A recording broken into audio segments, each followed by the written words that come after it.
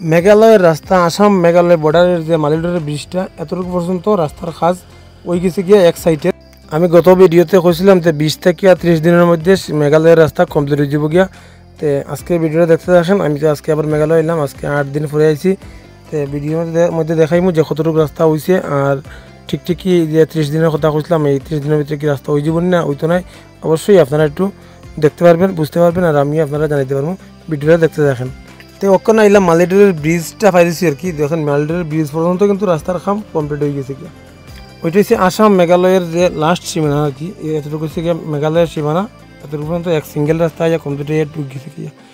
তো হ্যালো আমার সম্মানিত ভিউয়ার্সরা, কেমন আছেন? আশা করি ভালো আছেন, আমি ভালো। তো ভিডিওটা দেখতে দেখেন। ভিডিওর মধ্যে আমি আশা করি আপনারা বুঝাইতে পারবো কতটুকু রাস্তার কাজ হয়েছে, কতটুকু বাকি আছে। কারণ আমি গত ভিডিওতে যখন করেছিলাম যে এই কাজ মানে 30 দিনের ভিতরে হয়ে যাব, তো অবশ্যই হইব কিনা না হইব এটা কিন্তু ভিডিওতে দেখতে পারবেন। তাই দেখেন এখানে হচ্ছে গিয়া এমবিআই গেটও কিন্তু কমপ্লিট, ঠিক আছে, কমপ্লিট। আর বাকি রয়েছে ওই জায়গাটার মধ্যে একটু এই যে নিচের পাম্পের সামনাটা বাকি রয়েছে, আবার নিচের পাম্প ক্রস করিয়া আবার কিন্তু সিঙ্গেল রাস্তা পুরো কমপ্লিট। হ্যাঁ, এটা হচ্ছে গিয়া নিচের পাম্পের সামনের জায়গাটা।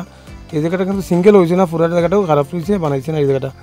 এই জায়গাটা উঠতে গিয়ে দেখাই মই দেখা যেতেছে এক সাইড কিন্তু হয়ে গেছে কাজ। হ্যাঁ, এক সাইড হয়ে গেছে গিয়া, এক সাইড বাকি রয়েছে ওই এর পরেও কিন্তু কতটুকু এক সাইড হয়েছে কতটুকু এক সাইড হয়েছে না ওটাও আমি আপনারা দেখাইব। তো এই ভিডিওটা একটু লম্বা হইব, একটু ধৈর্য সহকারে দেখেন, অবশ্যই কিন্তু মেঘালয় সম্বন্ধে আইডিয়া আপনারা রয়ে যাব। তো এইখানে হওয়ার পরে তো একটা গাড়ি ফাঁসি গেছে কি, এখন উঠতে পারেন না গাড়িটা, এই গাড়িটা ফাঁসি গেছে কি। আমি তো এখন ব্যাক করিয়া ডাইন বাম দিকে যাবি, মানে নতুন রাস্তা যে বানাইছি এদিকে না গিয়া নিচ দিকে গিয়ে উঠলাম, ঠিক আছে। গাড়িটা ব্যাক করবো আমার মতো, আমার দিকে আইতে লাগবো না, এটা স্লিপ করে।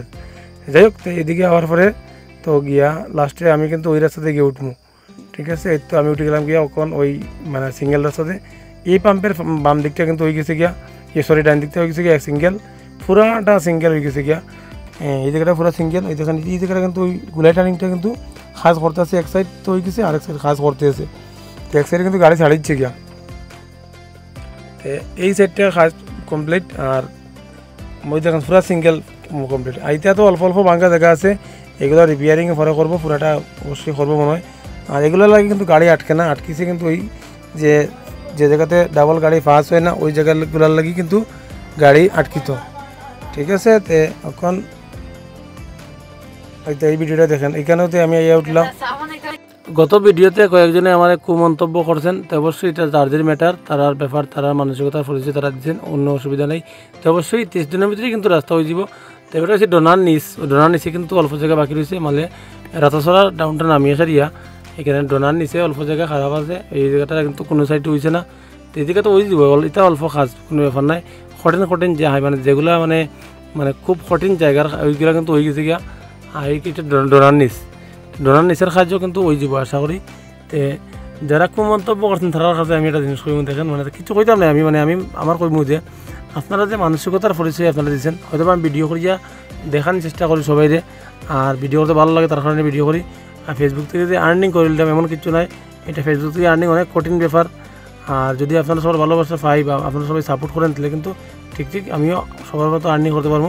আর্নিংটা মানে হয় আমার আর্নিং হয়, ঠিক আছে, একটু কম হয়, অসুবিধা নেই। আপনারা যদি সবাই সাপোর্ট করেন তাহলে অনেক বেশি আর্নিং হবো বা আমার লাইফস্টাইলটাও চেঞ্জ করতে পারবো। যাই হোক, ওই জায়গাটাও খারাপ, এটা হচ্ছে ডোনার নিচ, কিন্তু ওটাও ডোনার নিচ, দুই জায়গা খারাপ আছে ডোনার নিচে।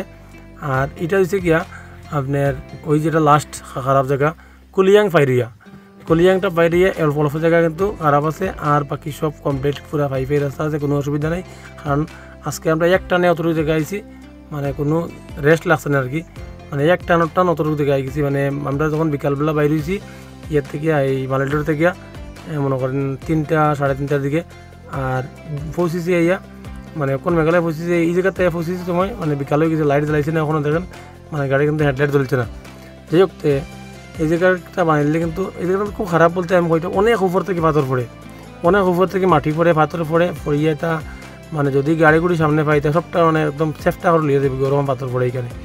যাই হোক, ওই জায়গায় লাস্ট জায়গা আর কি। তারপরে দেখেন এই জায়গা পারানোর পরে যখন আমরা এই উফরে আইলাম, একটু উফরে যখন আই গেলাম গিয়া, একটু উফরে হওয়ার পরে কিন্তু এই জায়গাটা কিন্তু ফুরা বালা, দেখেন আমি দেখাই আপনারা, ওই জায়গাটা ফুরা বালা, বাম দিকে খরিলছে রাস্তা, শুধু পাঁচ দিছে না, হয়তো বা কয়েকদিন আগে ডালাইছে তার কারণে।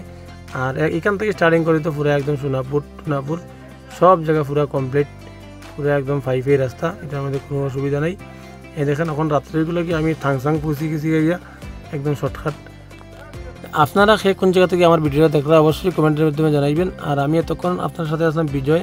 আমার ভিডিওগুলো যদি ভালো লাগে আপনার একটু সাপোর্ট করেন, একটু ফলো দিয়ে পাশে থাকবেন। ধন্যবাদ সবাইকে।